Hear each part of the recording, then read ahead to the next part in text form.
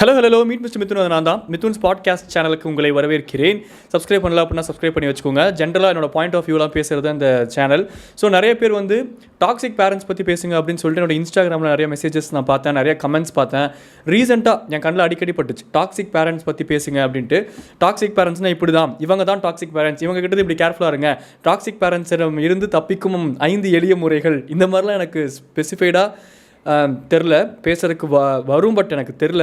So என்னோடய understanding மட்டும் நான் முடிஞ்ச அளவுக்கு கொஞ்சம் ப்ரிசைஸ்டாக எனக்கு என்ன தோணுது அப்படிங்கிறத நான் சொல்ல ட்ரை பண்ணுறேன். நிறைய விதங்கள் இருக்குது டாக்ஸிக் பேரண்டிங் அப்படின்ட்டு சொல்லும் போதே. ஏன்னா டாக்ஸிக் பேரண்ட்ஸ் அப்படின்னாலே இவங்க தான் டாக்ஸிக் பேரண்ட்ஸ் அப்படின்னு நம்ம நினச்சிக்கிட்டு இருக்கோம்ல ஒன்று. அது அவங்களோட பாயிண்ட் ஆஃப் வியூலேருந்து பார்க்கும்போது சம்டைம்ஸ் அது டாக்ஸிக் இல்லாமையும் இருக்கலாம்.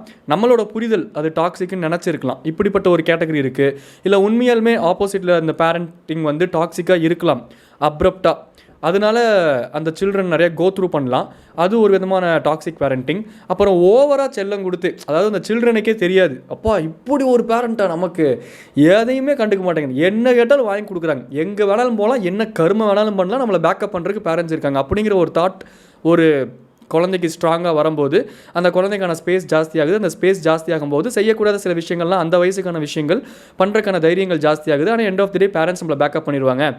அந்தளவுக்கு அந்த தைரியம் ஜாஸ்திக்காகிறனால அதுவும் ஒரு கேட்டகரி ஆஃப் டாக்ஸிக் பேரண்டிங் அதுக்குள்ளே தான் வரும். ஸோ இந்த மாதிரி டிஃப்ரெண்ட்டாக நிறைய இருக்குது. அது ஒவ்வொருத்தரோட ஷூஸ்லேருந்து பார்க்கும்போது ஒவ்வொருத்தவங்க அவங்க வீட்டில் என்னென்ன கோ த்ரூ பண்ணுறாங்க, ஃபேஸ் பண்ணுறாங்க அப்படிங்கிறது தனிப்பட்ட முறையில் அது அப்படி தான் அவங்களோட சுச்சுவேஷன் பொறுத்து தான் இது டாக்ஸிக் இது இல்லை அப்படிங்கிறது சொல்ல முடியும். ஸோ ஓவராலாக நான் சொல்கிறத வச்சு நமக்கும் இப்படி தான் அப்படின்ட்டு அதை டிசைடே பண்ண முடியாது. இப்போது நான் இன்ஸ்டாகிராம்லலாம் கூட பார்க்குறேன், நிறைய கருத்துக்கள்லாம் சில பேர் சொல்லும்போது கரெக்டாக அப்ரப்டாக இதுதான் டாக்ஸிக் பேரண்டிங், இப்படி இருந்திங்கன்னா இதுதான் வந்து டாக்ஸிக் ரிலேஷன்ஷிப், இப்படி இருந்திங்கன்னா இது அப்படின்னு சொல்லிட்டு அப்சல்யூட்டாக அந்த பாயிண்ட்டை போட்டு உடச்சி பேசுவாங்க, நான் பார்த்துருக்கேன். எனக்கு அது மேக்ஸிமம் இதுதான் அப்படின்னு சொல்லிட்டு கரெக்டாக அப்ரப்டாக பேசுறதுக்கு வரல. ஏன்னா எல்லாத்தோட ஷூஸ்லேருந்து பார்க்கும்போதும் அந்த கோணங்கள் மாறுது. இப்போ நம்ம வந்து இது கரெக்டு இது தப்புன்னு நினச்சிக்கிட்டு இருக்க ஒரு விஷயம், ஆப்போசிட்டில் இருக்க ஒருத்தரோட பாயிண்ட் ஆஃப் வியூலேருந்து நமக்கு கரெக்டுன்னு படுறது அவங்களுக்கு தப்புன்னு படுது, அவங்களுக்கு தப்புன்னு படுறது நமக்கு கரெக்டாக படுது. இந்த மாதிரியான சுச்சுவேஷன்ஸில் இருக்கும்போது நான் எனக்கு கரெக்டுன்னு படுறது தான் உனக்கும் கரெக்டுன்னு படணும் அப்படின்னு நான் நினைக்கிறது என்னோட முட்டாள்தனம். ஏன்னா ஆப்போசிட்டில் இருக்க பர்சன் அவங்க வளர்ந்த விதம், அவங்க ஃபேஸ் பண்ண சுச்சுவேஷன்ஸ் பொறுத்து, அவங்களோட அந்த தாட் ப்ராசஸ் எப்படி டெவலப் ஆகிருக்கு, அவங்களை என்னென்ன விஷயங்கள் இன்ஃப்ளூயன்ஸ் பண்ணியிருக்கு அப்படிங்கிறத பொறுத்து அவங்களுக்கு ஒரு விஷயம் கரெக்டுன்னு படும். ஸோ அது வந்து நான் அப்ரப்டாக இது தப்பு அப்படின்னு நான் சொல்ல முடியாது. என்னோடய லைஃப் ஸ்டைலுக்கு அது சூட் ஆகாதனால அது தப்பு அப்படின்னு நான் சொல்ல முடியாது. அவங்க என்னென்ன கோத்ரூ பண்ணாங்களோ அப்படின்னு ஒன்று இருக்குது. இதுவுமே வந்து ஒரு பேசிக் லைன் வரைக்கும் தான். அந்த லைனுக்கு மேலே சில விஷயங்கள் இருக்குது. அப்ரப்டாக சில விஷயங்கள் பண்ணால் அது தப்பு அப்படிங்கிற அந்த சில விஷயங்கள் இருக்குது. ஆனால் அதுக்கு முன்னாடி இருக்கிறது எல்லாமே வந்து இட் டிபெண்ட்ஸ் தான். ஒரு பர்டிகுலர் லைனுக்கு கீழே இருக்கிறது எல்லாமே இது தப்புனா இது தப்பு, ரொம்ப தப்புனா தப்பு. அது ஒரு பர்டிகுலர் லைனுக்கு கீழே தான். ஒரு பர்டிகுலர் லைனுக்கு மேலே இருக்கிறது எல்லாமே இது ரொம்ப நல்ல விஷயம் அப்படின்னு நம்ம டிசைட் பண்ணிடலாம். ஆனால் அந்த இன்பிட்வீன் இருக்குல்ல, அது வந்து it depends on the situations. என்னோட அப்பா சொல்லுவார். ஸோ அது வந்து இங்கே சூட் ஆகும். என்ன சொல்லுவார் அப்படின்னா, நம்ம எல்லாருமே சூழ்நிலை கைதிகள் அப்படின்னு சொல்லுவார். ஒவ்வொரு மனுஷனும் அவன் அப்போ அந்த ஒரு சிம்பிள் லைனுக்குள்ளே எவ்வளோ விஷயங்கள் அடங்கியிருக்கு தெரியுமா? நம்ம எல்லாருமே சூழ்நிலை கைதிகள், we are all situational prisoners. So அந்த சுச்சுவேஷனுக்கு தகுந்த மாதிரி நம்ம பிஹேவ் பண்ணக்கூடிய ஹியூமன். நம்ம வெளியே வந்து நம்ம என்ன வேணாலும் சொல்லலாம், பட் அந்த சுச்சுவேஷனில் அந்த டைமில் எப்படி நம்ம பிஹேவ் பண்ணுறோம் அப்படின்ட்டு ஒன்று இருக்குல்ல, அது வந்து நம்ம நல்லவங்களாகவே இருக்கலாம். ஆனால் சில சுச்சுவேஷன்ஸ் நம்மளோட எமோஷன்ஸ் மூலமாக நம்ம ரியாக்ட் பண்ணியிருந்துருக்கலாம், அறிவை யூஸ் பண்ணாமல். அப்போ எமோஷன்ஸ் மூலமாக நம்ம ரியாக்ட் பண்ணுறனால ஒரு விஷயம் நம்ம தவறு செஞ்சுருக்கலாம், பட் தட் டசன்ட் மீன் அவங்க ரொம்ப தப்பானவங்க அப்படின்னு கிடையாது இல்லை. ஸோ அந்த சுச்சுவேஷன் தகுந்த மாதிரியும் ஆப்போசிட்டில் இருக்கவங்க எப்படி என்ன பார்க்குறாங்க, ஒவ்வொருத்தவங்களுக்கு தகுந்த மாதிரி இது மாறும்னு வச்சுக்கோங்களேன். இதெல்லாம் நான் ஏன் சொல்கிறேன் அப்படின்னா, நிறைய பேர் டாக்ஸிக் பேரண்டிங் பற்றி சொல்லுங்கள் அப்படின்னு சொல்லிட்டு நீங்கள் ஒரு பாயிண்ட் ஆஃப் வியூவில் உங்களோட பேரண்ட்டை நீங்கள் ஏதோ ஒரு விதத்தில் டாக்ஸிக்காக பார்க்குறனால தான் அந்த கமெண்ட்டும் எனக்கு இன்ஸ்டாகிராமில் மெசேஜும் அனுப்புகிறீங்க. அது வந்து நீங்கள் பார்க்குறது தான் கரெக்ட். அவங்க டாக்ஸிக் பேரண்ட் அப்படின்னு என்னால் ஸ்ட்ராங்காக சொல்ல முடியாது. உங்களோட பாயிண்ட் ஆஃப் வியூவில் கூட தப்பு இருக்கலாம். அவங்களோட கேர் உங்களுக்கு மேபி டாக்ஸிக்காக தெரியல. ஸோ அதையும் நீங்கள் யோசிச்சுக்கோங்க இந்த பாட்காஸ்ட்டில் நீங்கள் கேட்கறதுக்கு முன்னாடி. ஏன்னா டாக்ஸிக் பேரண்ட்ஸ்லாம் இப்படி இருப்பாங்க, இவங்க தான், நீங்கள் இவங்க இப்படி எஸ்கேப் ஆகலாம், இப்படின்னு நான் சொல்லிட்டேன்னு வச்சுக்கோங்களேன். உண்மையான அந்த கேர் கூட நீங்கள் டாக்ஸிக்னு நினச்சிக்கிட்டு இருக்கிறது இன்னும் மல்டிப்ளை ஆகும் மேபி இந்த பாட்காஸ்ட் கேட்டதுக்கப்புறம். ஸோ அதுக்கு முன்னாடியே நான் கிளியராக அந்த டிஸ்க்ளைமர் கொடுத்துட்றேன். சம்டைம்ஸ் அவங்களோட கேர், அவங்களோட ஆக்ஷன் மட்டும் நீங்கள் பார்த்து அந்த ஆக்ஷன் பின்னாடி இருக்கக்கூடிய கேரை கவனிக்க மறக்கிறனால அந்த ஆக்ஷன் உங்களுக்கு மேபி டாக்ஸிக்காக தெரியலாம். அதனால் அப்படி கிடையாது. ஸோ நீங்களுமே கொஞ்சம் மைண்ட் லெவலில் ப்ராசஸ் பண்ணி பாருங்கள், உண்மையாலுமே ஜென்யூனாக உங்கள் பேரண்ட் டாக்ஸிக்காக இருக்காங்களா இல்லையா, அவங்களுக்கு சில விஷயங்கள் புரிய மாட்டேங்குதா அப்படிங்கிற மாதிரிலாம் இது பண்ணுங்கள். சரி, ஓகே. இந்த என்னென்னமோ பேசிக்கிட்டு இதை பற்றி தான் பேசிக்கிட்டு இருக்கேன். பட் அது ஒரு ரொம்ப ஃப்ளோவில் பேசிகிட்டு இருக்கேன். இதுதான் பேசணும்னு சொல்லிட்டு மைண்டில் எதுவுமே வச்சுக்கல. ஸோ அதனால் இதுக்கப்புறம் இது அப்படின்னு சொல்லிட்டு அந்த ஒரு ஃப்ளோ வரும், எங்கே போயிடும் வராமல். ஸோ இன்னும் சில விஷயங்கள்லாம் சொல்லணும் அப்படின்னா, சில பேரண்ட்ஸ்லாம் வந்து சொசைட்டி ப்ரிசனர்ஸாக இருக்காங்க. இந்த சொசைட்டிக்காக அவங்க நிறைய விஷயங்கள் சாக்ரிஃபைஸ் பண்ணுறாங்க. அந்த நிறைய விஷயங்கள் சாக்ரிஃபைஸ் பண்ணுறதுக்கு கீழே உங்களோட லைஃப்பும் வருது அப்படிங்கிற பட்சத்தில் அப்போது அந்த பேரண்ட் வந்து உங்கள் கண்ணுக்கு டாக்ஸிக்காக தெரிவாங்க. குறிப்பிட்ட அந்த ஒரு விஷயத்துக்காக டோட்டலாக நம்ம பேரண்ட்டே டாக்ஸிக்னு சொல்லிடுவோம். ஆனால் நீங்கள் இப்படி யோசிச்சு பாருங்கள், அவங்களோட ஷூஸ்லேருந்து அந்த எம்பத்திலேருந்து யோசிச்சு என்னடா டாக்ஸிக் பேரண்ட்டை பற்றி பேசுகிறேன் அப்படின்னு சொல்லிட்டு உங்களுக்கு சப்போர்ட் பண்ணி பேசுகிறேன்ட்டு நினைக்காதீங்க. நான் வரேன். உண்மையான டாக்ஸிசிட்டி அது என்ன, அந்த மாதிரியும் பேரண்ட் இருக்காங்க. அவங்கக்கிட்டேருந்து நம்ம எப்படி எஸ்கேப் ஆகிறது, எஸ்கேப்புன்ட்டு இல்லை, அதை எப்படி ஹேண்டில் பண்ணுறதுன்ட்டு என்னோடய புரிதல் மட்டும் நான் சொல்கிறேன். மேபி அது உங்களுக்கு அப்ளை ஆகிறதுக்கான சான்சஸ் இருக்குது அப்படின்னா உங்கள் லைஃப்பில் அப்ளை பண்ணி உங்களுக்கு அது முன்ன பின்ன உங்களுக்கு தோணுச்சுன்னா எடுத்துக்கோங்க, இல்லாட்டி வேறு வீடியோ ஸ்கிப் பண்ணிட்டு போங்க அப்படிங்கிறது தான் நான் சொல்கிறேன். ஏன்னா இந்த சொசைட்டிக்காக ஃபார் எக்ஸாம்பிள் ஒன்று சொல்கிறேனே, over the period of time எனக்கு நிறையா புரியுது. நம்ம வந்து ஒரு பர்டிகுலர் ஏஜில் இருப்போம். அந்த பர்டிகுலர் ஏஜ்லேருந்து பார்க்கும்போது எனக்கு தானே என்னோட அப்பா இம்பார்ட்டன்ஸ் தரணும், எனக்கு தானே என்னோட அம்மா இம்பார்ட்டன்ஸ் தரணும். ஆனால் இந்த சொசைட்டி இப்படி சொல்லுது அப்படி சொல்லுதுன்னு சொல்லிட்டு அவங்க இன்ஃப்ளூயன்ஸ் ஆகி அந்த இன்ஃப்ளூயன்ஸ் அவங்க ஏன் மேலே திணிக்கிறாங்களே அப்படின்னு உங்களுக்கு தோணலாம். அது டாக்ஸிக் தான், நான் இல்லைன்னு சொல்ல. அது டாக்ஸிக் கீழே தான் வரும், நான் இல்லைன்னு சொல்லவே இல்லை. பட் அவங்களோட ஷூஸ்லேருந்து நீங்கள் யோசிச்சு பார்த்தீங்க அப்படின்னா, இப்போ உங்களோட பேரண்ட் ஷூஸ்லேருந்து நீங்கள் யோசிச்சு பார்த்தீங்க அப்படின்னா, நம்ம என்ன தான் இந்த சொசைட்டிலாம் வேண்டாம், நம்ம ஒரு தனிப்பிறவி, நான் வந்து ஸோ எனக்கு நேச்சர் பற்றி தெரியும், எனக்கு சோலார், நான் வந்து ரொம்ப ஸ்பேஸை விரும்புகிறவன், ஸோ எனக்கு நிறையா ஃபிலாசபி தெரியும், இந்த மனிதர்களே இப்படி தான், அகமும் ஜகமும் வெறும் கற்பனையே, வெறும் காற்றில் கரைந்து விடும் நிமிடங்கள், என்னென்னமோ நம்ம பேசலாம். அது கவித்துவமாகவும் பேசலாம், ரொம்ப கான்ஸ்பிரசி தியரிஸும் பேசலாம், இல்லை நம்ம ஞானத்துக்கு எட்டின விஷயங்கள்லாம் நம்ம என்ன வேணாலும் பேசலாம். ஆனால் எண்ட் ஆஃப் தி டே நம்ம வாழ்கிறது இந்த சொசைட்டி தான். ஸோ இப்போ நீங்கள் பேரண்ட்டாக உங்களோட பேரண்ட்டை நீங்கள் யோசிச்சு அவங்க ஷூஸ்லேருந்து நீங்கள் யோசிச்சு பாருங்கள். உங்களோட ஏஜை தாண்டி தான் உங்கள் பேரண்ட்டும் வந்திருப்பாங்க. அப்போ உங்களோட ஏஜில் உங்களுக்கு என்ன தாட்ஸ் இருக்கோ உங்கள் பேரண்ட்டுக்கும் அந்த தாட் இருக்கும். ஆனால் இன்றைக்கி ஏன் அந்த பேரண்ட் அப்படி மாறி இருக்காங்க? ஏன்னா over the period of time எந்த ஒரு பர்டிகுலர் விஷயம் நம்மளை இன்ஃப்ளூயன்ஸ் பண்ணுதோ அந்த இன்ஃப்ளூயன்ஸ் வந்து ஜாஸ்தியாக நம்மளோட, அது நமக்கே தெரியாமல் நம்ம உடம்புலையும் ஜீன்லேயும் ஊறிடும். இது பொய்யா உண்மையா அப்படின்னு நம்ம மைண்ட் லெவலில் கிளாஸிஃபை கூட பண்ண முடியாத அளவுக்கு அது உங்கள் மைண்ட் லெவலில் அது இதுதான் நடைமுறை அப்படிங்கிற மாதிரி அது உள்ளே ஊறிடும். அதாவது நீங்கள் யோசிச்சு கூட பார்க்கணுங்கிற அவசியம் கிடையாது. இது கரெக்டாக இல்லையா, இப்படி பண்ண சொல்கிறாங்க, இதுதான், அதை நம்ம பண்ணியே ஆகணும் அப்படிங்கிற மாதிரி நம்ம மைண்டு போயிடும். இப்போது சாமி கும்பிட்றதை எடுத்துக்கோங்க. ரொம்ப சிம்பிள் எக்ஸாம்பிள் சொல்ல போனால், நிறையா மதங்கள் இருக்குது. நிறையா மதங்கள் இருக்கவங்க அவங்கவுங்க இதை அவங்க ஃபாலோ பண்ணுறாங்க. அது இப்போ அவங்களுக்கு அது டிஃபால்ட் ஆயிடுச்சு இல்லையா? இப்போ அந்த மதத்துக்குள்ளேருந்து வெளியே வந்து மற்ற மதங்கள் என்ன சொல்லுது, அப்போ எல்லாமே at the end of the day கொண்டு வர பாயிண்ட் இது தான். நம்ம மதத்தில் இவ்வளோ ப்ளஸ் பாயிண்ட் இருக்குன்னா அப்போ அந்த மதத்துலையும் இவ்வளோ ப்ளஸ் பாயிண்ட்ஸ் இருக்குது, அதுலேயும் இவ்வளோ சயின்டிஃபிக் ஃபேக்ட்ஸ் இருக்குது, அதுலேயும் இத்தனை விஷயங்கள் அடங்கியிருக்கு. இப்படிங்கிற புரிதல் மனிதர்கள்கிட்ட ஏன் அதிகமாக இல்லாமல் என்னோடது தான் பெருசு உன்னோட தான் பெருசு அப்படிங்கிற அந்த கயாஸ் ஏன் அதிகமாக இருக்குது மனிதர்கள்கிட்ட பொதுவாகவே? ஏன் அந்த கயாஸ் இப்போ நீங்கள் யோசிச்சு பார்த்தீங்களா இந்த மாதிரி? ஏன்னா over the period of time அது உண்மையாக பொய்யான்னு அவன் யோசிக்கக்கூட முடியாத அளவுக்கு it is being influenced in set அந்த பர்டிகுலர் பர்சன். அப்போ அதே மாதிரி உங்களோட பேரண்ட் இந்த சொசைட்டியில் வாழும்போது எத்தனை விஷயங்கள், குட்டி குட்டி இன்சிடென்ட்ஸ், அவங்க ஒரு கட்டத்துக்கு மேலே அவங்க அது அவங்க மைண்ட் லெவலில் அதை அப்படியே, அது எப்படி சொல்கிறது, அந்த பிரெயின்லேருந்து ஒரு தாட் வருதுன்னு கூட இல்லை, அந்த பிரெயின்குள்ளேயே அது போயிடும். அது டிஃபால்ட்டாக அப்படி ஆயிடுது. அவங்க மீட் பண்ணுறவங்க அந்த சொசைட்டி அவங்களை அப்படி. அப்போது ஒரு கட்டத்துக்கு மேலே நம்ம சொசைட்டியில் தான் வாழ்ந்துட்டுருக்கோம். சொசைட்டியில் இருக்க ஒரு 4 பேர் பக்கத்தில் வாழும்போது அதில் 2 பேர் அவங்களுக்கான கருத்துக்கள் சொல்ல தான் செய்வாங்க. அந்த கருத்து வந்து எண்ட் ஆஃப் தி டே ஹியூமன்ஸ்க்கு அது மேட்டர் தான். நம்ம என்ன வேணாலும் சொல்லலாம். ஒரு ஹியூமனாக மற்றவங்க கருத்தில் நம்ம கேட்கவே கூடாது, நம்ம தான் ராஜா தான் ஆகும், என்ன வேணாலும் சொல்லலாம். ஆனால் பேசிக் ஹியூமன் திங் என்ன தெரியுமா? இது நீங்கள் தனியாக உட்காரும்போது யோசிச்சு கூட பாருங்கள். நம்ம எல்லாருமே இன்னொருத்தங்க நம்மளை பற்றி என்ன நினைப்பாங்க அப்படிங்கிற அந்த ஒரு தாட் ப்ராசஸுக்கு கீழே நம்மளோட கோர் ஒன்றா தான் இருக்கும். நம்மளோட கேரக்டர் கோருங்கிறது அது பேஸாக அது இருக்கும். பட் ஒவ்வொரு பர்சன்ஸ் தகுந்த மாதிரி நம்ம அவங்களுக்கு நமக்கு அவங்கள பிடிக்குமா பிடிக்காதங்கிறதுக்கு தகுந்த மாதிரி நம்மளோட ஆக்ஷன்ஸும் அவங்க கூட இருக்கக்கூடிய அந்த ரிலேஷன்ஷிப்பு அவங்க கூட நம்ம கம்யூனிகேட் பண்ணுறது எல்லாமே கொஞ்சம் கொஞ்சம் டிஃப்ரெண்ட் ஆகும். அவங்களுக்கு தகுந்த மாதிரி நம்ம சில விஷயங்கள் பண்ணுவோம். அது ஏன் அப்படி? ஆப்போசிட்டில் இருக்கவங்க கன்சிடர் பண்ணுறனால. அப்போ நம்ம அதை பண்ணிவிட்டு நம்ம பேரண்ட் வந்து சொசைட்டியவே கன்சிடர் பண்ணக்கூடாது, என்னையை மட்டும்தான் பார்த்து அவங்க இது பண்ணும் அப்படின்னா பாவம் அவங்களும் தடுமாறுறாங்க. உங்களோட ஆசைகளுக்கும் அவங்களுக்கு இது பண்ணணும்னு அவங்களுக்கும் ஆசை இருக்கும். ஆனால் at the end of the day அந்த சொசைட்டியோட ப்ரெஷரும் அவங்களுக்கு இருக்கும். அதனால் அந்த பேரண்ட் தடுமாறுறாங்க. அது வந்து டாக்ஸிக் கீழே வராது. அது எப்போ டாக்ஸிக் கீழே வராது அப்படின்னா, இப்போது உங்களோட ஸ்கூல் இல்லை உங்களோட எஜுகேஷனை அவங்க சூஸ் பண்ணுற வரைக்கும் கூட அது டாக்ஸிசிட்டி கீழே வராது. ஆனால் ஒரு பர்டிகுலர் ஏஜுக்கு அப்புறம் நீங்கள் வந்துட்டீங்க அப்படிங்கிற பட்சத்தில் ஒரு 18 தாண்டிட்டீங்க, ஒரு டீனேஜர் தாண்டிட்டீங்க, you are standing on your own, you are earning on your own, you are becoming a man, you have become a man, you have become a women அப்படிங்கிற பட்சத்தில் அந்த டைமில் பேரண்ட்ஸுக்கும் சில புரிதல்கள் வரதான் செய்யணும். அது நிறையா பேரண்ட்ஸுக்கு இன்றைக்கி வரது இல்லை. அந்த புரிதல் இல்லாதனால அவங்க பிஹேவ் பண்ணுறது அது டாக்ஸிக்காக மாறுது. ஏன் தெரியுமா? ஒரு பர்டிகுலர் ஏஜ் வரைக்கும் நம்மலாம் growing, we are all growing.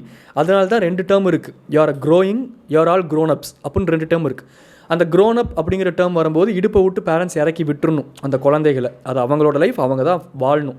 நம்ம வந்து டைரக்ட் பண்ணலாமே தவிர்த்து நம்ம வற்புறுத்த முடியாது. இது பேரண்ட்ஸ்க்கு புரிஞ்சுதான் செய்யணும், புரிஞ்சுக்க செய்யணும். ஏன்னா ஒரு ஸ்கூல், ஒரு பேரண்ட் இதுதான் நீ படிக்கணும்னு அவங்க சூஸ் பண்ணுற வரைக்கும் அவங்களுக்கு அந்த உரிமை இருக்குது அப்படின்னா அவங்க தான் நம்மளை வளர்த்துறாங்க, அவங்களோட கேர் கீழே தான் நம்ம இருக்கோம். நல்லா சம்பாதிக்கும் போது சிபிஎஸ்சி ஸ்கூலில் நம்ம படிக்கலாம். திடீர்னு நம்ம அப்பா அம்மாவுக்கு லாஸ் ஆகும்போது அவங்க நம்ம கொண்டு போய் மெட்ரிக்கில் சேர்த்துலாம். அப்போ நம்ம கொஸ்டின் பண்ண முடியாது அப்பாவை. அதுவும் சொசைட்டி கீழே தான் வரும்.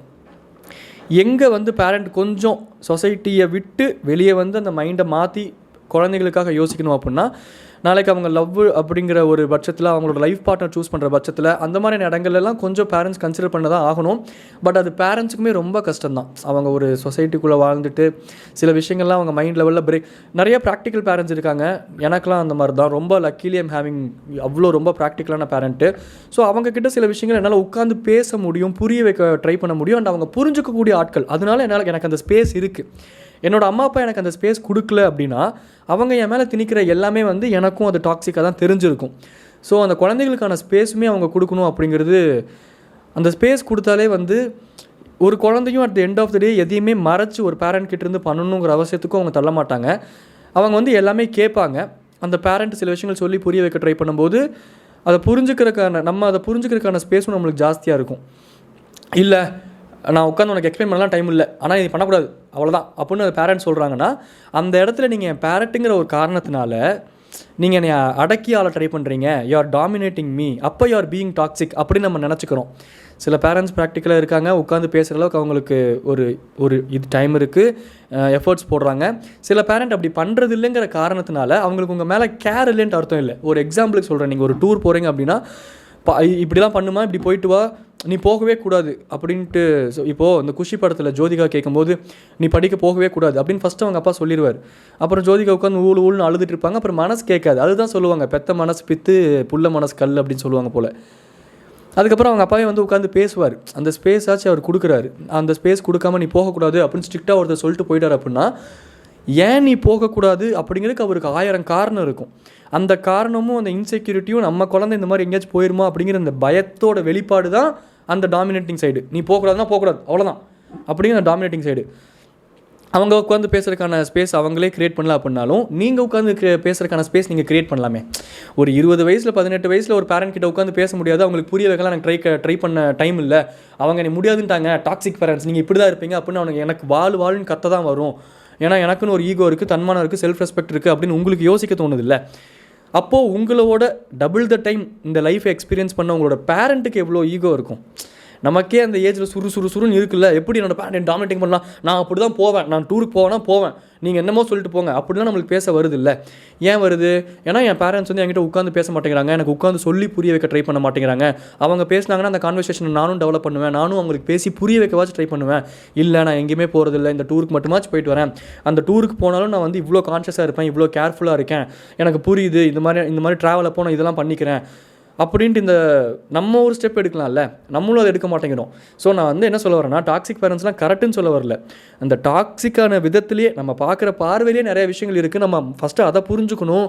ஸோ உண்மையாலுமே அவங்க பீயிங் டாக்ஸிக் இல்லைன்னு தெரிஞ்சுக்கணும் அப்படிங்கிறக்காக இதெல்லாம் சொல்ல வரேன். சரி, உண்மையாலுமே அவங்க டாக்ஸிக் இல்லைன்னு இப்படி ஒரு லைன் இருக்குது, அந்த இன்பிட்வீன் இப்போ நான் பேசினது அந்த லைனுக்கு கீழே வந்து உண்மையிலுமே இவங்கெல்லாம் டாக்ஸிக்னு சொல்கிறேன்ல, அந்த மாதிரியான பேரண்டிங் என்னென்னா, இந்த குழந்தைங்க முன்னாடியே கெட்ட வார்த்தை பேசுகிறது, குழந்தைங்க முன்னாடியே சில ஹேபிட்ஸ்லாம் டெவலப் பண்ண வேண்டாம் அப்படின்ட்டு, இந்த நம்ம குழந்தைங்க டெவலப் பண்ண வேண்டாம் நம்ம நினைக்கக்கூடிய, நான் கெட்ட பழக்கம்னு சொல்ல வரல, ஏன்னா இந்த உலகத்தில் எதுவுமே கெட்ட பழக்கம் நல்ல பழக்கம் இல்லை, அவங்களுக்கு எது கரெக்டோ அது அவங்களுக்கு. ஸோ அந்த ஃபார் எக்ஸாம்பிள் ஸ்மோக்கிங்காக இருக்கலாம், ட்ரிங்கிங்காக இருக்கலாம், அதெல்லாம் குழந்தைங்க முன்னாடியே பண்ணுறது, குழந்தைங்க முன்னாடியே அவங்க ஆப்போசிட் ஒய்ஃப் ஹஸ்பண்டையோ மாறி அடிச்சுக்கிறது, கத்திக்கிறது, சண்டை போடுறது, இதெல்லாம் it comes under toxic parenting. ஏன்னா அந்த குழந்தையோட இன்ஃப்ளூயன்ஸே ஃபஸ்ட்டு என் முதல் நாயகன் நீ அப்படின்னு பாட்டெல்லாம் எழுதுகிறாங்க அப்படின்னா ஃபஸ்ட்டு நம்மளோட ஹீரோவே வந்து பேரண்ட் தான். அப்போது நம்ம ஒரு இண்டிவிஜுவல், இப்போ நான் ஒரு இண்டிவிஜுவல், எனக்கு கல்யாணம் பண்ணி வச்சுட்டாங்க. ஸோ நான் ஹஸ்பண்ட் ஆகிட்டேன். நான் வந்து அடுத்த ப்ராசஸ் ஒன்று நடந்துச்சு. ஸோ நான் அப்பாவாகிட்டேன். இதெல்லாம் இப்படி ஒரு மைண்ட் செட் இருந்துச்சு அப்படின்னா நாளைக்கு நம்ம டாக்ஸிக் பேரண்ட்டாக மாறக்கான வாய்ப்பு இருக்குது. ஏன்னா நம்மளை அந்த இண்டிவிஜுவலாகவே பார்த்துக்கிட்டு இருக்கோம். நான் ஒரு ஹஸ்பண்ட் ஆகணும், நான் ஒரு ஒய்ஃப் ஆகணும் அப்படிங்கிற தாட் வரும்போது நம்மளோட கேரக்டர்லேயே இல்லை நம்ம நடவடிக்கைகளே நிறைய ஒர்க் பண்ண ஆரம்பிப்போம்ல. அந்த ஒரு தாட் இருந்துச்சுன்னா நம்ம நல்ல ஹஸ்பண்டாகவும் ஒய்ஃபாகவும் இருப்போம். அதுக்கு கீழே நம்ம ஒரு நல்ல நம்ம ஃபாதர் ஆகணும். நான் ஒன்று பண்ணினேன், அதனால நான் அப்பா ஆகிட்டேன், என்னமோ அது வளர்ந்து தொலைட்டும் அது வாட்டுக்கிட்டு அந்த மைண்ட் செட் போயிடுவோம்.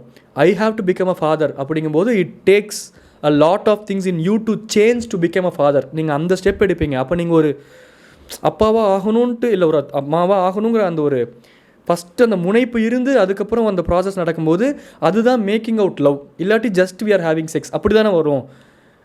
ப்ராசஸ்க்குள்ளே போய் சிக்கிக்கிறத விட நம்ம அதுக்கு உயிர் கொடுக்கணும்ல. அந்த மாதிரி பண்ணும்போது when we are living those moments அதுக்கெலாம் இம்பார்ட்டன்ட் கொடுக்கும்போது பேரண்டிங்காகவும் நாளைக்கு நம்மளுக்கு ஒரு குழந்தை பிறந்துச்சுன்னா we will intend to be a father. நம்ம வந்து அந்த குழந்தைய பேம்பர் பண்ண ட்ரை பண்ணுவோம். அது ஒரு சோல் அப்படின்னு புரிஞ்சுக்க ட்ரை பண்ணுவோம்.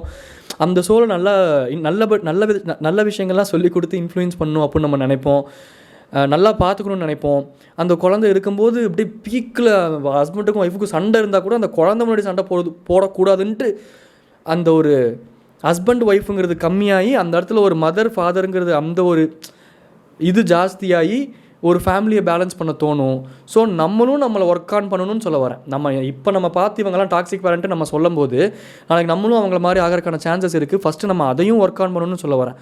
இதை நான் கடைசியில் சொல்லணும் அப்படின்னு நினச்சேன், இப்போயே சொல்லி முடிச்சிட்டேன். ஏன்னா கடைசியில் கிளைமேக்ஸ் எப்படி முடிக்கிறதுன்னு தெரியல. இப்படி முடிச்சிடலாம் நினச்சேன், கிளைமேக்ஸ் முன்னாடி இதை முடிச்சிட்டேன். சொல்கிறேன் இப்போ எப்படி முடிக்க போகிறேன் இந்த பாட்காஸ்ட்டை. சரி, அதை விடுவோம்.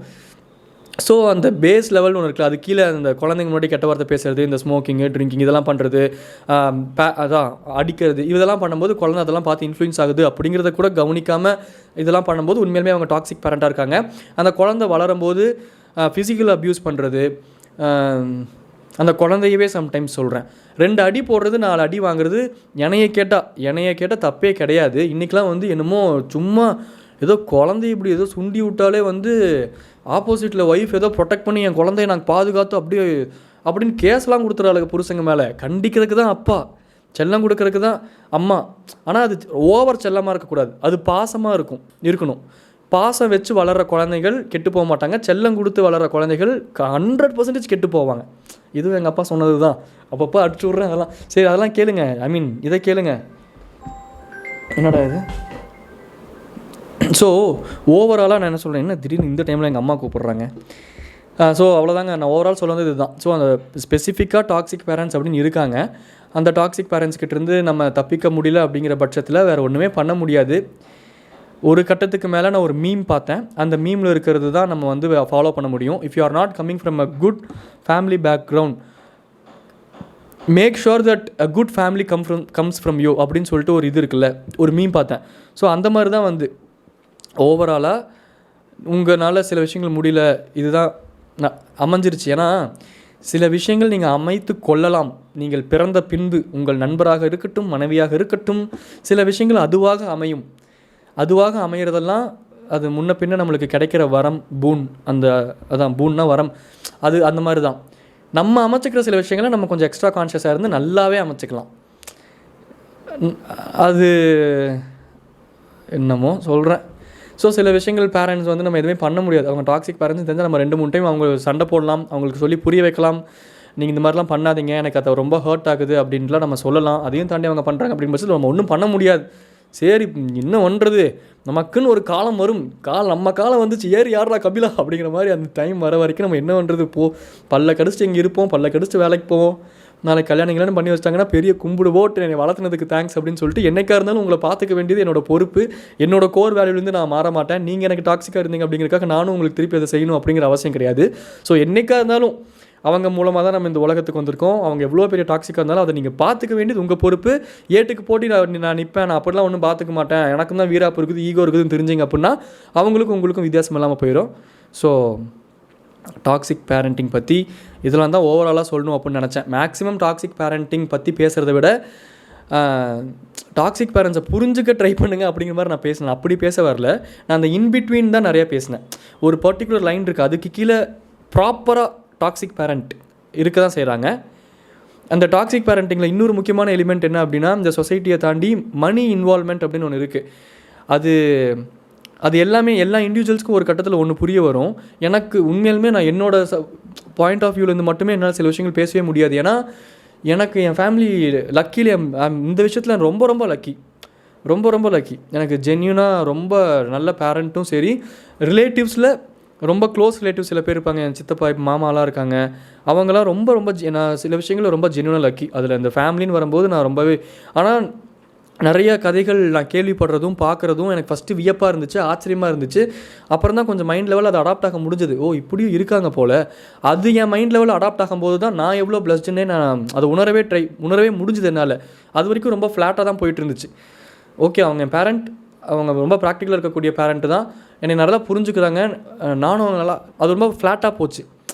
பட் நிறையா கதைகள் கேட்கும்போது இந்த மாதிரி டாக்ஸிக் பேரண்ட்ஸ் பற்றி நீங்கள் பேசுங்கன்னு சொல்லும்போது அப்போ உண்மையாலுமே இந்த மாதிரி இருக்காங்க அப்படின்னு அது புரியும் போது தான் என்னோட பேரண்ட்ஸோட வேல்யூ புரிஞ்சுது. இது எதுக்கு சொல்கிறேன் அப்படின்னா, அதுதான் நான் எப்பயுமே பாட்காஸ்ட்டில் சொல்கிற போது தான், சுளீர்னு வெயில் அடிக்கும்போது நீங்கள் வெயிலில் 1 மணி நேரம் நடந்துட்டு வந்தால் தான் நிழலோட அருமை தெரியும். உங்களுக்குன்னு ஒரு பவுண்ட்ரி செட் பண்ணி அந்த பவுண்ட்ரிக்குள்ளே நீங்கள் ஸ்ட்ராங்காக உங்கள் கோரை பில்டு பண்ணால் தான் ஃப்ரீடமோட அருமை உங்களுக்கு தெரியும். இது நிறையா இருக்குது இதில். ஸோ டாக்ஸிக் பேரண்ட்ஸ் பற்றி நான் இப்போதைக்கு இதோட முடிச்சுப்போம். மறுபடியும் இன்னொரு 2 வாரம் 1 வாரம் கழித்து மறுபடியும் இந்த டாக்ஸிக் பேரண்டிங் பற்றி ஏதாச்சும் பேசும்போது அதில் வேறு ஏதாச்சும் ஒரு கோணம் இருக்கும். இப்போ நான் பேசினதே இன்னும் நிறையா இருக்குது, இன்னும் நிறையா பேசணும்னு இப்போ நான் முடிவு பண்ணிட்டா, இன்னும் அந்த மணி இன்வால்மெண்ட்டில் ஒரு பேரண்ட்ஸ் எப்படி பிஹேவ் பண்ணுறாங்க என்ன தான் ஆனாலும் ஒரு கட்டத்தில் உங்களுக்கு புரியும். வாயும் வவுரும் வேறு, அதுதான் உண்மை. அதனால் நம்ம ஒன்றுமே பண்ண முடியாது. நம்ம எல்லாமே நம்ம பேரண்ட்டாகவே இருந்தாலும் நம்ம எல்லாருமே தனித்தனி இண்டிவிஜுவல் அப்படின்னு ஒன்று இருக்குது. ஸோ இண்டிவிஜுவல் கேரக்டரிஸ்டிக்ஸ்னு ஒன்று இருக்குது. அந்த கேரக்டரிஸ்டிக்ஸ் உங்கள் பேரண்ட்ஸ் கூட இல்லை உங்களோட பேரண்ட்ஸோட இண்டிவிஜுவல் கேரக்டரிஸ்டிக்ஸ் உங்கள் கூட கிளாஷ் ஆகும்போது தான் அது இந்த எய்தர் ஆர் நெய்தர் வே அது டாக்ஸிக்காக தெரியுது. கொஞ்சம் அவங்க ஷூஸ்லேருந்து கொஞ்சம் முன்ன பின்ன அட்ஜஸ்ட் பண்ணி வாழ்கிறதான வாழ்க்கை. கொஞ்சம் முடிஞ்சளவுக்கு அது டாக்ஸிக்குன்னு தெரிஞ்சாலுமே அட்ஜஸ்ட் பண்ணி போகும்போது அவங்களோட ஆக்ட் டாக்ஸிக்காக தெரியாது. ஒரு கட்டத்துக்கு மேலே அவங்க ரொம்ப பண்ணுறாங்க, அநியாயம் பண்ணுறாங்க. எனக்கு இந்த டெசிஷன் நான் எடுத்தேன் அப்படின்னா என் லைஃப்பில் நான் ஆசைப்பட்ட லைஃப் எனக்கு கிடைக்கும். அது நான் ரொம்ப ஸ்ட்ராங்காக சொல்கிறேன். இன்னொன்று சொல்கிறேன், இந்த டெசிஷன் எடுத்தால் இந்த லைஃப் கிடைக்கும் அப்படின்னு உங்களுக்கு எப்போ ஸ்ட்ராங்காக தெரியும் அப்படின்னா, உங்களுக்கு இந்த ரியல் வேர்ல்டு ப்ராக்டிக்கல் ரியாலிட்டிஸ் கொஞ்சம் நீங்கள் எக்ஸ்ப்ளோர் பண்ணி புரியும் போது தான் சில முடிவுகள் ஸ்ட்ராங்காக எடுக்க முடியும். அதனால தான் இந்த பேரண்ட்ஸ்லாம் சின்ன வயசில் உங்ககிட்ட சொல்லியிருப்பாங்களே கண்டிப்பாக. ஏன்னா என் பேரண்ட்ஸ் சொன்னாங்க, நீ லவ்வே பண்ணாலும் நீ உன்னோட சொந்த காலில் நின்னதுக்கப்புறம் லவ் பண்ணு. இப்போயே நான் சொந்த காலில் தானே பண்ணிக்கிட்டு இருக்கேன். பொலிர்னு போடனையோட ஒன்று வச்சு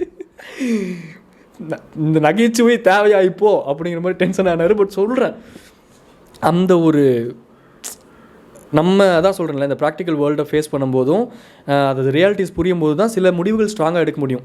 இப்போ ஏன் சொல்கிறேன்னா, இப்போ நான் ஒரு பாயிண்ட் ஒன்று சொன்னேன் கடைசி அவங்கக்கிட்ட, உங்களுக்கு சில விஷயங்கள் ஸ்ட்ராங்காக தோணும், இந்த முடிவு நான் எடுத்துட்டேன், இது நான் செட்டில்டு என் லைஃப்பில், இப்படி ஒரு முடிவை என் பேரண்ட் வெறும் சொசைட்டிக்காக இல்லை வெறும் இந்த பொருளாதாரத்துக்காக வேண்டான்னு சொல்கிறாங்களே அப்படின்னு உங்கள் ரொம்ப டாக்ஸிக் பேரண்ட் அப்படின்னு உங்களுக்கு ரொம்ப ஸ்ட்ராங்காக யோசிக்க தோணலாம். ஆனால் வெறும் உங்களுக்கு 17 வயசு 18 வயசு இருக்கலாம். நீங்கள் இப்போ ஒருத்தனையோ ஒருத்தியவோ ஸ்ட்ராங்காக இதுதான் லவ், இதுதான்டா லவ், அடிச்சது பாரு ஸ்பார்க்கு, வீடியோ காலில் குங்குமத்தை எடுத்து வைங்க டோலி, நம்ம அஃபிஷியலி மேரிட், என்னென்ன வேணாலும் நீங்கள் பண்ணலாம்.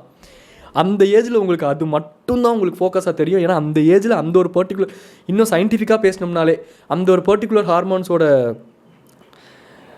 ரியாக்ஷன்ஸும் செக்ரீஷனும் ஜாஸ்தியாக இருக்கும். ஸோ அந்த ஒரு பர்டிகுலர் விஷயந்தான் உங்களுக்கு மென்டலி இதுதான் இவன் தானா இவள் தான் கல்யாணம் தான் கட்டிக்கிட்டு அப்படி போலாமா அப்படிங்கிற மாதிரி உங்களுக்கு தோணும். அதில் ஸ்ட்ராங்காக நீங்கள் இருப்பீங்க.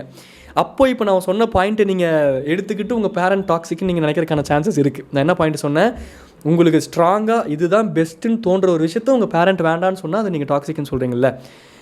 எப்போ தெரியுமா உண்மையாலுமே டாக்ஸிக்காக இருப்பாங்க பேரண்ட்ஸு, நீங்கள் உங்களுக்கு 20 ஆயிடுச்சு 25 ஆயிடுச்சு, நீங்கள் வெளியே வந்துட்டீங்க, you are earning on your own, you are standing on your own, you are being so matured.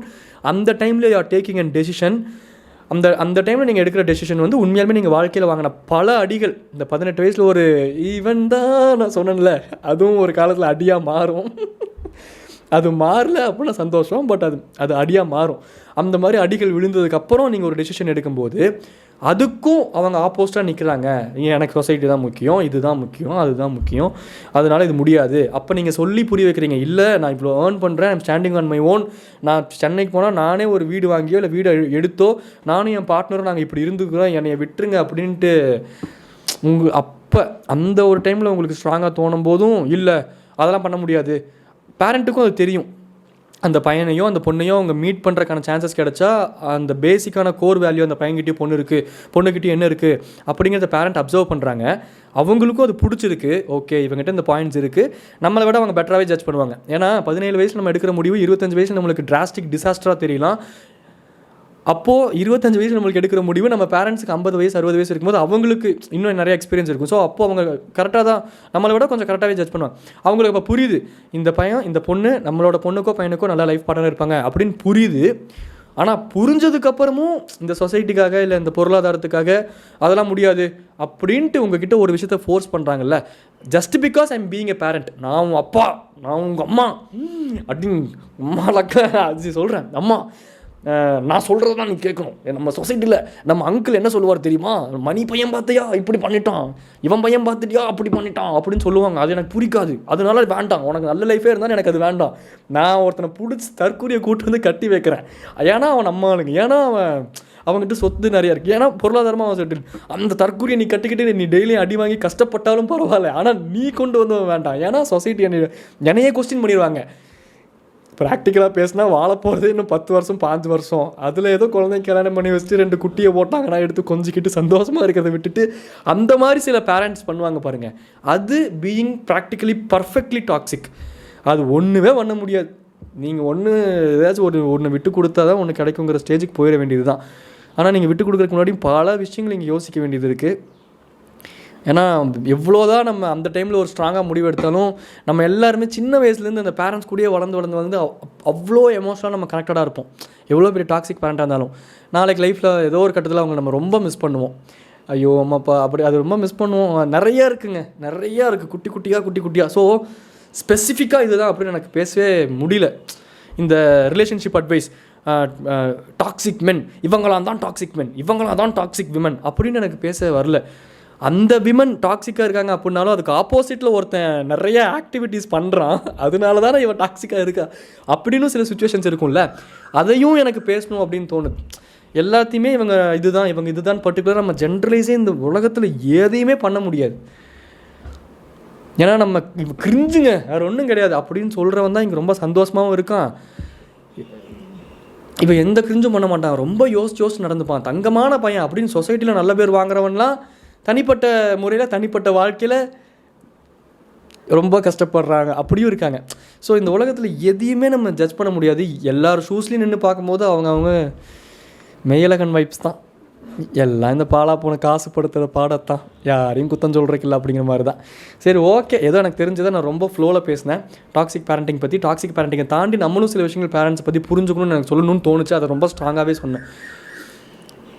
தெரில, என்னோடய புரிதல் நான் பேசினேன், அவ்வளோதான் மேட்ரு. உங்களுக்கு ஏதாவது தோணுச்சுன்னா எடுத்துக்கோங்க, தோணலைன்னா தூக்கி குப்பையில் ஓட்டு போய்கிட்டே இருங்க. நல்லா இருந்துச்சுன்னு ஃபீல் பண்ணிங்கன்னா சப்ஸ்கிரைப் பண்ணிக்கோங்க. டாடா பை டாடா பாய். இசையோடு பேசும் தாளம் இது என்ன பாட்டு இல்லை, சரி ரொம்ப ஃப்ளோவில் கொஞ்சம் மைண்டு ஈஸ் ஆயிடுச்சு, அதனால் கொஞ்சம் ஃப்ளோவில் பாட்டெலாம் பாடிட்டேன். இந்த சேனலுக்கும் அதுக்கு சம்மந்தம் இல்லை, பட் சரி சும்மா கேட்குறேன். இவ்வளோ தூரம் நீங்கள் பாட்காஸ்ட் பார்த்து முடிச்சிருக்கீங்களா இல்லையா அப்படிங்கிறக்காக வைக்கிற டெஸ்ட் இது. நீங்கள் பார்த்து முடிச்சிங்கன்னா உங்களுக்கு தெரிஞ்சதுன்னா சொல்லுங்கள், இந்த பாட்டு லைன்ஸ் எந்த பாட்டில் வரும்ன்ட்டு. எனக்கு ரொம்ப பிடிச்ச பாட்டு அந்த ஒரு ஆல்பம், அந்த ஆல்பம் எல்லா பாட்டுமே சூப்பராக இருக்கும். அதில் ஒரு பர்டிகுலர் பாட்டு, நான் முத்துக்குமார் எழுதின ஒரு பர்டிகுலர் பாட்டு செம்ம ஃபேமஸ்ஸு. அது ஒரு தமிழ் ரீமேக்கான பாட்டு, செம்ம ஃபேமஸ்ஸு. ஆனால் அதே ஆல்பத்தில் இருக்க இன்னொரு பாட்டில் வரக்கூடிய லைன்ஸ் இது. அந்த பாட்டு ரொம்ப அண்டர்ரேட்டட். எனக்கு அந்த பாட்டு இதுவும் ரொம்ப பிடிக்கும், பட் இதை விட எனக்கு அது ரொம்ப ரொம்ப பிடிக்கும். இசையோடு பேசும் தாளம், ஸ்ருதியோடு பாடும் ராகம், அதை போல எந்த நெஞ்சம் உன்னை சேர்ந்ததே அப்படின்னு வரும். எனக்கு பாடுற கூச்சமாகவும் இருக்குது, யாருமே இல்லாதனால கம்ஃபர்டபுளாகவும் இருக்குது. This is a embarrassing situation. டடா பாய் சொல்லிக்கலாம். நாங்கள் மீட் மிஸ் டாடா பாய்.